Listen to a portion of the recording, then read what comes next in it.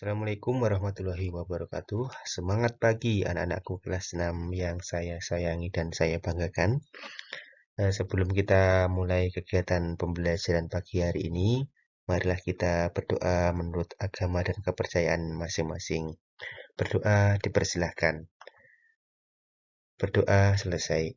Untuk kesempatan pada pagi hari ini, kita akan mempelajari tema 1, subtema 2, pembelajaran keempat, dan bahasa Jawa. Pada tema 1, subtema 2, pembelajaran 4, ada dua muatan lokal atau dua muatan yang akan kita pelajari. Yang pertama adalah muatan mata pelajaran PKN yang akan membahas tentang perilaku di lingkungan sekolah dan rumah yang sesuai sila keempat Pancasila. Dan muatan pembelajaran kedua yaitu bahasa Indonesia, menentukan gagasan pokok dan kesimpulan teks laporan pengamatan. Nah, langsung saja masuk ke tematik terlebih dahulu, yaitu perilaku di sekolah yang sesuai dengan sila keempat Pancasila. Nah, kemarin kita sudah mempelajari nilai-nilai sila keempat Pancasila dan beberapa contoh penerapannya. Nah, sila keempat ini merupakan pedoman untuk menyelesaikan masalah yang menyangkut kepentingan bersama. Nah, bisa di sekolah, bisa di rumah, ataupun bisa di lingkungan masyarakat. Untuk materi yang pertama, itu adalah perilaku di sekolah yang sesuai dengan sila keempat. Apa saja contoh perilaku di sekolah yang sesuai dengan sila keempat Pancasila? Yang pertama adalah melakukan musyawarah untuk menentukan jadwal piket. Yang penting kalau ada kata-kata musyawarah atau yang menyangkut kepentingan bersama itu masuk ke sila keempat. Perilaku yang kedua adalah melaksanakan hasil musyawarah kelas dengan bertanggung jawab. Perilaku yang ketiga adalah menghindari memaksakan kehendak saat mengikuti musyawarah kelas. Selain itu, contoh lain adalah mengikuti pemilihan ketua kelas dengan tertib. Kemudian contoh yang lainnya adalah melaksanakan hasil musyawarah dengan bertanggung jawab tadi sudah. Mendengarkan ketika teman menyampaikan pendapat. Kemudian perilaku di rumah yang sesuai sila keempat Pancasila antara lain. Yang pertama itu adalah melakukan musyawarah saat menentukan tugas rumah. Contoh perilaku yang kedua adalah menaati aturan yang telah disepakati bersama hasil musyawarah. Perilaku yang ketiga adalah memberikan dan menanggapi kritik dan saran dengan sopan. Nah, contoh perilaku lainnya yang sesuai dengan sila keempat yaitu menghargai perbedaan pendapat antar warga di rumah. Kemudian menyampaikan pendapat disertai alasan yang masuk akal dan santun dan lain-lain.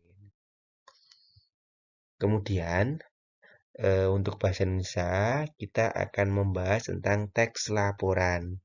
Nah, teks laporan itu memuat informasi penting yang disajikan dalam bentuk fakta. Fakta itu nyata atau data, berdasarkan data atau dalam bentuk data. Kemudian, kamu dapat membuat pertanyaan menggunakan kata tanya apa, di mana, kapan, siapa, mengapa, dan bagaimana untuk mencari tahu fakta yang ada dalam teks laporan. Atau untuk mencari informasi yang ada pada teks laporan bisa menggunakan kata tanya seperti apa, di mana, kapan, siapa, mengapa, dan bagaimana. Setiap kata tanya itu memiliki fungsi tersendiri. Kalau kata tanya apa itu digunakan untuk menanyakan benda. Kalau di mana itu digunakan untuk menyatakan tempat. Kalau kapan itu digunakan untuk menanyakan waktu. Siapa itu digunakan untuk menanyakan tokoh subjek. Mengapa itu digunakan untuk menanyakan alasan. Kemudian bagaimana itu digunakan untuk menanyakan kabar atau cara. Nah, setelah kamu mendapatkan informasi, kalian nanti disuruh membuat kesimpulan. Nah, kesimpulan ini dibuat berdasarkan gagasan pokok yang terdapat pada teks. Nah, gagasan pokok itu sama dengan ide pokok dan lain-lain. Kemarin kita sudah membahas tentang bagaimana cara mencari gagasan pokok. Nah, bagaimana cara menentukan kesimpulan yang baik? Yang pertama itu adalah mendengarkan teks yang dibacakan dengan seksama. Kemudian, menentukan informasi penting yang terdapat pada teks. Kemudian, menghubungkan gagasan pokok dengan informasi yang diperoleh menjadi satu pernyataan. Nah, di sini akan Bapak bacakan sebuah contoh teks laporan. Nanti, contoh teks laporan ini akan digunakan untuk menjawab sebuah pertanyaan atau tugas yang akan kalian kerjakan nanti pada buku paket. Apa teks laporannya? Teks laporannya ini judulnya adalah sesuai dengan gambar ini. Ada yang tahu ini gambar apa? Ya, betul sekali. Ini merupakan gambar bunglon. Jadi judulnya nanti adalah bunglon. Dalam paragraf ini, dalam teks bacaan ini ada dua paragraf. Paragraf yang pertama, saya bacakan ya, didengarkan dengan baik-baik. Bunglon adalah hewan reptil sejenis kadal kecil yang biasa hidup di pohon. Tampilannya mirip hewan purba. Bunglon jantan biasanya mempunyai tanduk, sirip, dan gelembir leher. Itu paragraf 1. Sedangkan paragraf 2, bunglon memiliki kemampuan untuk mengubah warna kulitnya. Bunglon tidak bisa berubah kulit ke semua warna, hanya ke warna tertentu saja. Nah, tadi sudah saya bacakan contoh teks laporannya. Silakan kerjakan tugas di buku siswa kalian. Sekarang bahasa Jawa. Bahasa Jawa nanti akan membahas tentang model teks pinilih dan teks informasi. Nah, teks informasi yaiku teks kang isine wenehi kaweruh utawa informasi kanggo pamaca. Jadi teks informasi itu isinya memberikan informasi kepada pembaca. Nah, wujudnya atau contohnya teks informasi itu yaiku enek telu. Sing siji jenenge teks narasi faktual. Sing keloro jenenge teks deskripsi. Sing ketelu teks persuasi. Nah, teks narasi faktual iku tuladhane utawa contone itu yaiku teks pawarta, pengalaman pribadi lan profil sekolah.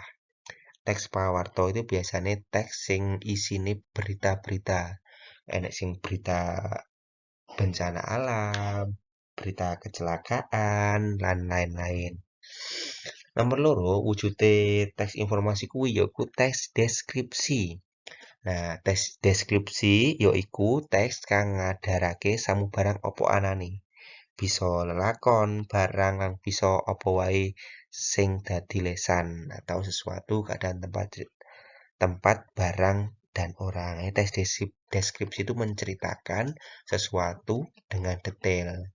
Contoh, Budi memiliki rambut yang panjang, warnanya hitam. Kulit Budi warnanya kuning langsat. Itu contohnya teks deskripsi.